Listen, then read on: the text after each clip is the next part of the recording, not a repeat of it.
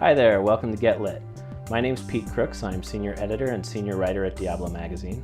And on Get Lit, we speak with Bay Area authors about their books and their creative process. Today we have a very special guest, a friend of mine whose books I just love. Please welcome Beth Lisick, the author of Helping Me Help Myself and Everybody into the Pool. Hey, Beth. Pete, it's so nice to be in this library. Beautiful this library, place is isn't it? incredible. Yeah, I got a tour before we sat down to do this. Well, it's a fantastic new library. I grew up going to the first incarnation of the Walnut Creek Public Library.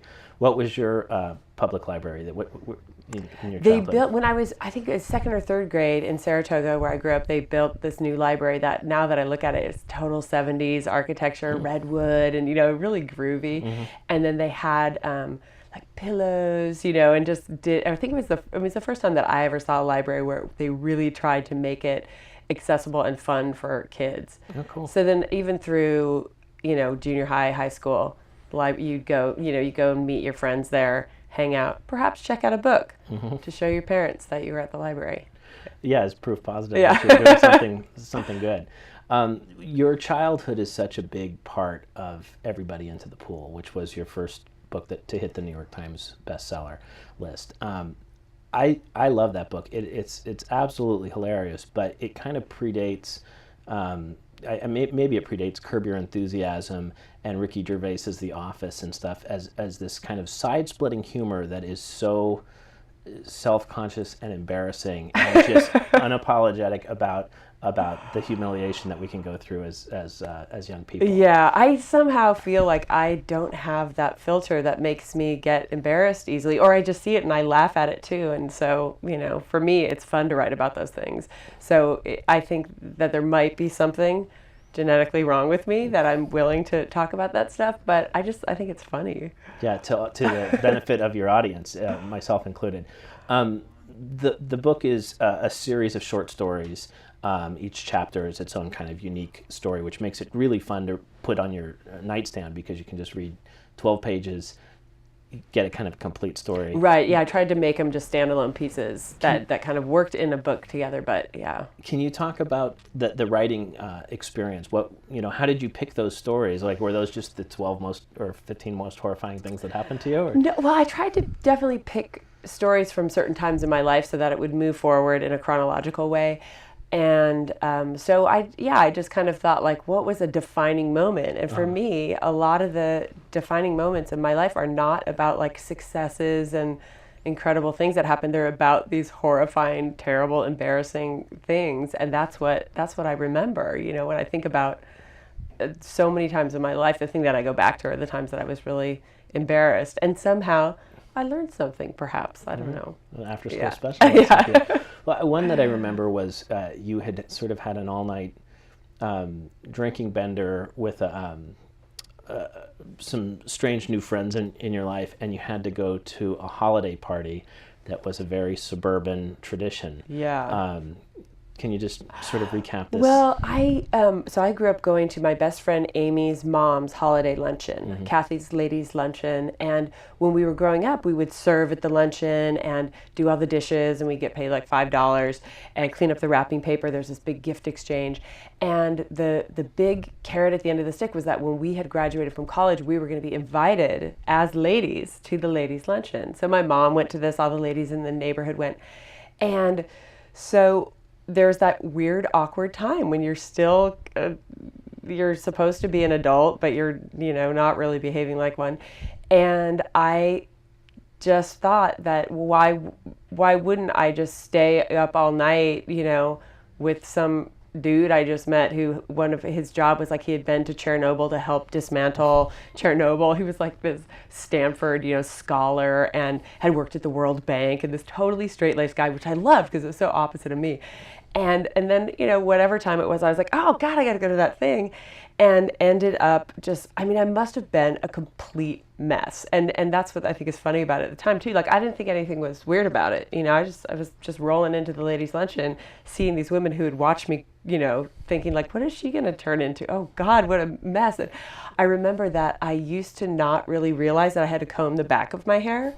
Like, I would look in the mirror and comb my hair and be like, all right, ready to go. And I just would have this snarl of like tangles in the back of my hair for probably, a couple years. Didn't really occur to me to comb the back of my I mean, so there's something, like somewhere on the autism spectrum is me, I think. Well, but also you had to bring a gift. There's like a holiday gift exchange part of this. Yeah, and the it seems gift like exchange, it's a huge thing. Like these suburban ladies, middle upper class community, and they really have everything they could ever want. And so when it comes to bringing a gift for the gift exchange, they kind of try to outdo each other with what kind of fancy craft, they can bring from their, when they were in Santa Fe, over the winter, we were wintering in Santa Fe, and I just thought this would be the most incredible thing, or whatever it is. And so they all have these stories about, meeting like an Amish family and getting this doll or whatever it was. So yeah, and I had not had thought of a gift, and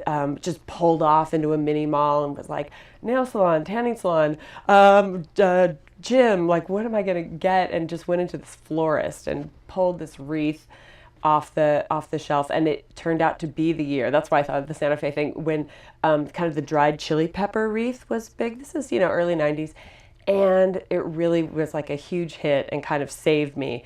And yeah, I never thought, but somehow I think it had been so ingrained in me what the proper thing to do, like what's the gift that middle-aged suburban ladies will like. A wreath with dried chili peppers. you had that instinct. Yeah, I knew what to do.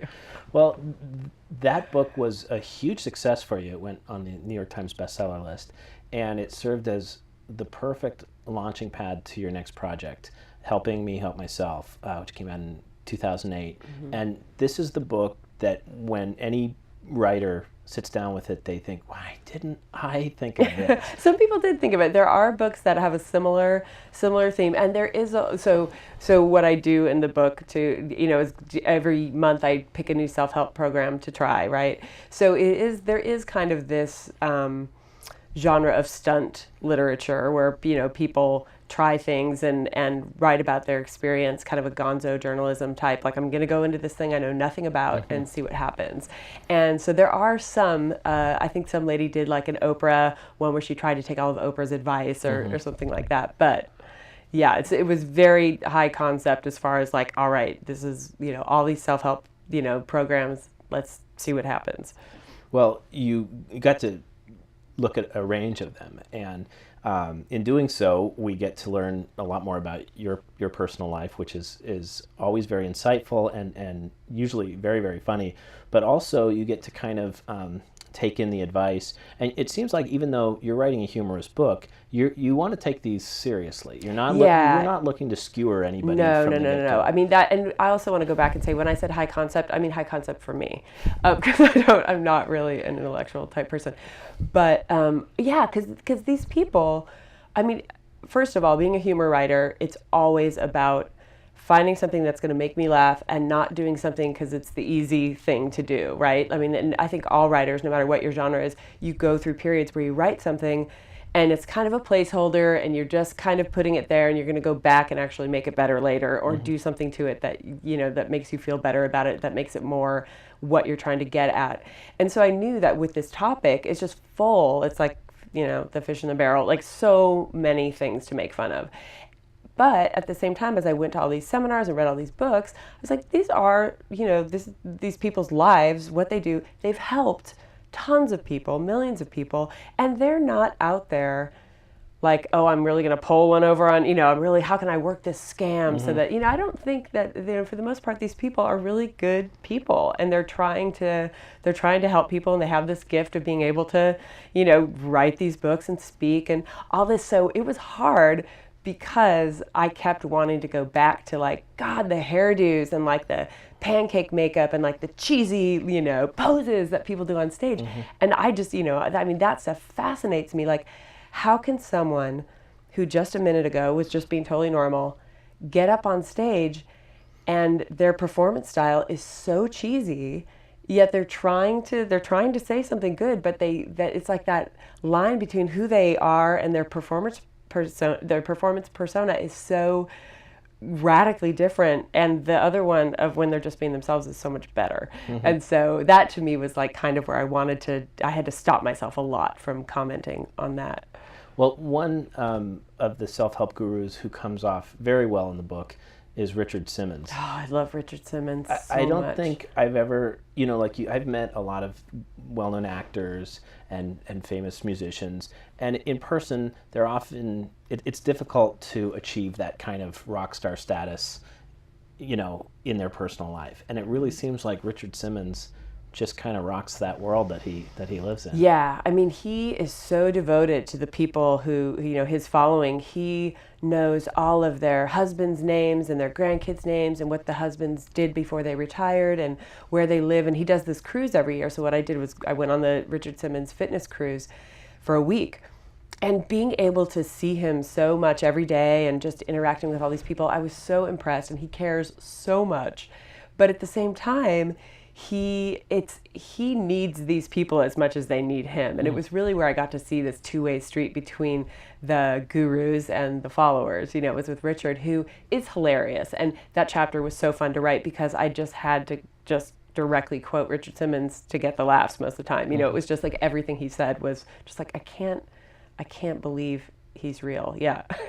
And he's funny, but also the kind of you know, Star Trek fan following of the Richard Simmons fanatics. It is deep, man. It is so crazy because Richard Simmons is not an out gay man. Like when you think of Richard, you know, and you think of also 2010 when this is whatever, this was 2006 that I was doing this. All right, so if Richard Simmons were gay, that would be fine. But Richard Simmons is not an out gay man, so whatever, we assume Richard Simmons is straight.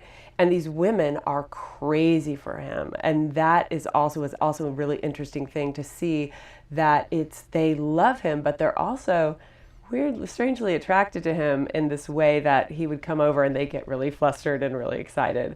And that was cool to see too, just like these, you know, he's their rock star. Yeah, Richard Simmons. And he has this kind of Liberace thing going with his fans that is really fascinating. Yeah. Now, another one that didn't work out as well as the Richard Simmons cruise, but provided some really fascinating insight, was the John Gray Men Are From Mars, Women Are From Venus, yeah. which kind of felt to me like there's this alternate universe out there where this might be helping some people. Yeah, I mean, that's the best-selling book of the 1980s, Men Are From Mars, Women Are From Venus. I mean, hugely, hugely popular, translated into tons of languages, and based on the idea that men and women are just different. Men do things one way, women do things the other way, and so just based on that, I had a really hard time accepting that, because I would read it and I'm like, I am such a big man. Like, I come home from work and I just want to space out in front of the TV too and drink a beer. Like, why is that a man thing, you know? And then I think that the way that he characterized a lot of the feminine traits just drove me nuts. And he was the only person that I didn't enjoy the book, except on a very humorous, you know, level. When I went to go see him, I thought that, you know, he was full of crap. Like, I just was not into it. The other thing I thought that was really fascinating that you were able to evoke is that sort of pyramid scheme that his empire had. Like, you burned through a lot of your advance on the book, staying in a hotel that you had to share with a roommate that you didn't know, and everything was kind of like, well, to answer that question, you should buy this.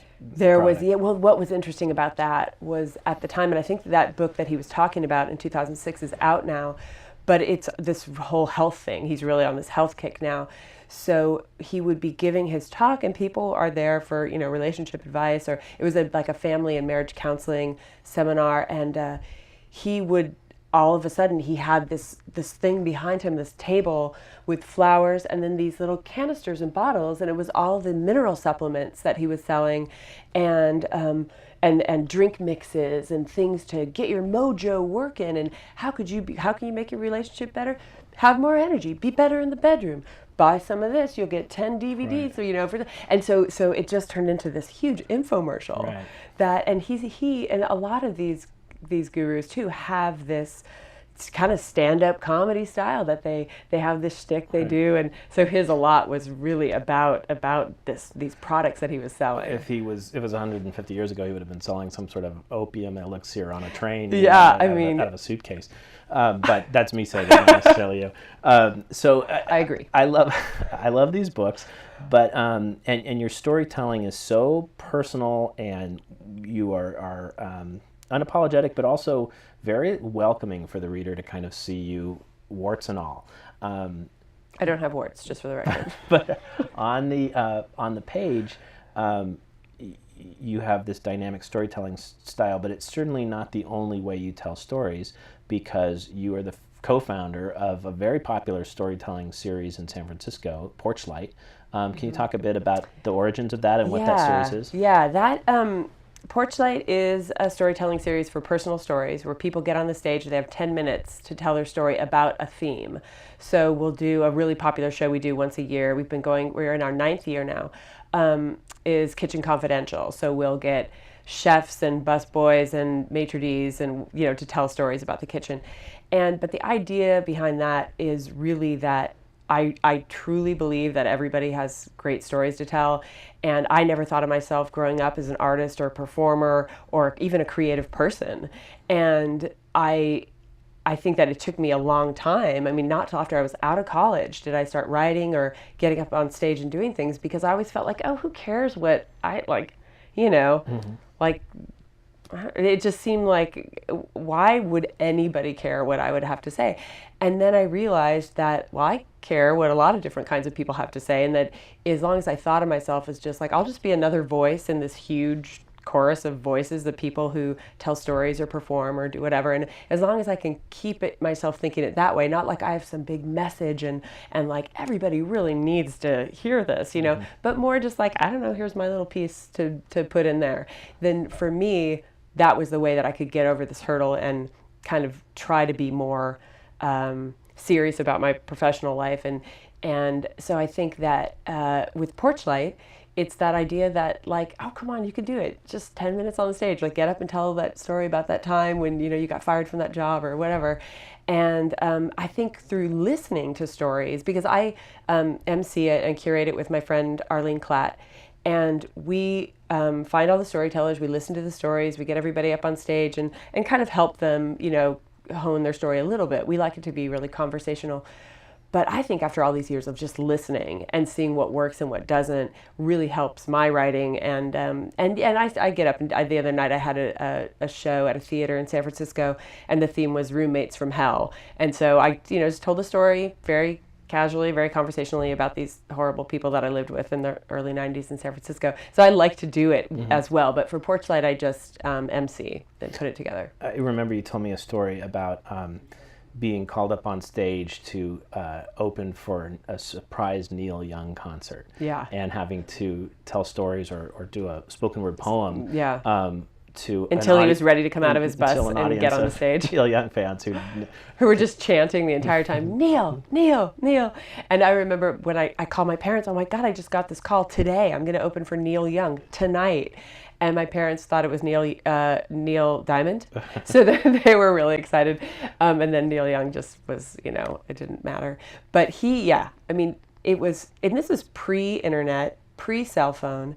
So the word, what was this weird phone tree that people are calling each other, leaving, messages on their home home answering machines about how to, hey, there's going to be a show tonight, or how did people tell each other? I mean, I can't even believe that at 3:00 I got this call, and at 8:00 I was on stage with line around the block, and people just chanting for Neil Young, and me having to tell stories and recite poems from memory until Neil Young came to the stage. I mean, whose terrible idea was that? And I know whose terrible idea. It's my friend Guy Carson, who runs the Café du Nord, and he just thought it'd be great. He's like, why put a musician up there? Just get this lady to talk to people until Neil's ready to get out of his bus.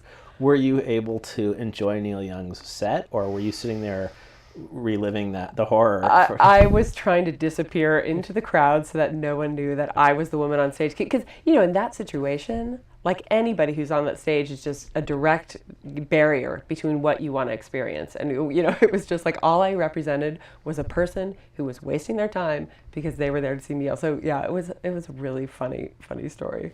You mentioned your parents confusing Neil Young and Neil Diamond, which isn't that extraordinary, but they also show up in one of your books as the proud owners of some Portuguese water dogs. Shout out to all the Portuguese water dog owners. Which has this fanatic database of other owners across the country or something? Yeah. Oh yeah. Okay. Yeah. There was, I have a book of short stories that came out in, I can't even remember, 1999 maybe, and it was up for this award, this alternative press award, and it was up against some really amazing authors. Jonathan Lethem was one of them. Oh God, I can't remember. I'm spacing out on who it was now. You can look it up. But it was all these incredible writers. And it was an internet vote, early days of the internet vote. And my parents, I didn't tell anybody, I didn't send out an email saying, vote for me on this, but my parents did. And they sent it out to every Portuguese water dog owner in the United States, who then went and voted for me. And that is how my book won the Firecracker Award for alternative fiction. After that year, no more internet voting. No more.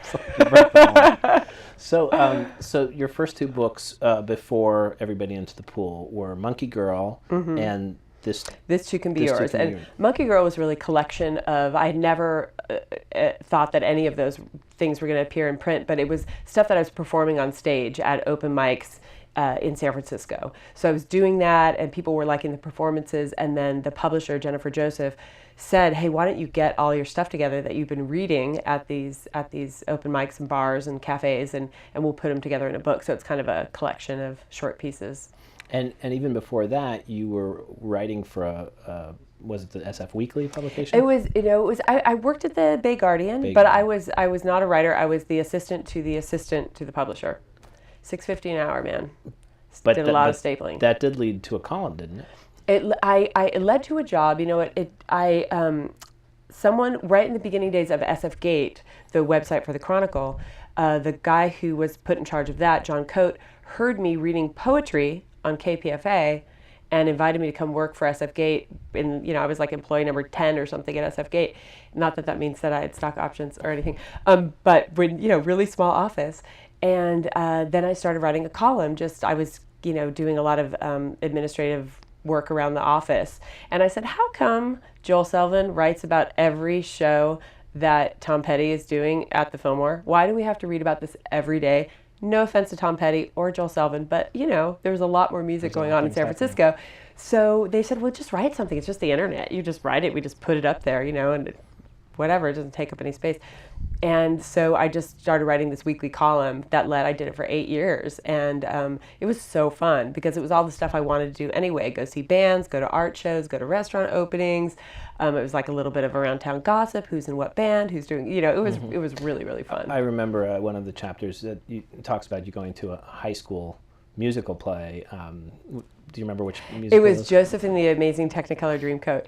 Because at that point, there were so many people who were covering the alternative San Francisco scene in the weekly papers and then online, that to me, the most alternative thing that I could do was go to a junior high musical production of Joseph and the Amazing Technicolor Dreamcoat on a Friday night, and it was incredible. I recommend that people do that. Just by the way, just go to some kind of community theater experience that you have no connection to. Finally, I'm curious about you're so active. You're out in your husband's a musician, so you're out in the music scene quite a bit. You're at the storytelling event, but what's your writing space like? What's your I have an office in downtown Oakland that I've had for a number of years with some other writers. Mary Roach, whose book Packing for Mars just came out. It's a huge New York Times bestseller. She's incredible.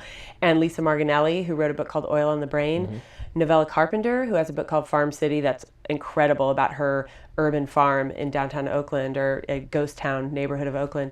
And so we go in there, and we all have our own offices with doors, and go in there and write, and then we go out for lunch, and we can talk, and I can ask those guys advice. It's great. But it's a really tiny little office. It's got a window and a lazy boy, 70s lazy boy with the lean, and then I can laptop and not be connected to the internet, which is can be a problem. Yeah, that can be very distracting. Facebook. Yeah. Well, it sounds like your colleagues in the office there would be a number of great guests for Get Lit. Yes, definitely. You have to have them on because they're all charming and hilarious and amazing and And smart. East Bay. They're super smart. So, but I can't think of a guest I'd rather have on this program than you, Beth Lisick. Thanks, Pete. Thank you for all these wonderful books. I recommend them to friends all the time, especially anybody that's looking to have a laugh. And so, fantastic work. Looking forward to your novel. It sounds very exciting, and hope to be seeing that soon. So thanks for coming into Walnut Creek. Okay. And thank you for tuning in to Get Lit. Make sure to tune in to future episodes. You'll meet all kinds of interesting writers. We'll talk about their craft, their books, and just have a great time here in the Walnut Creek Library. Thanks for tuning in.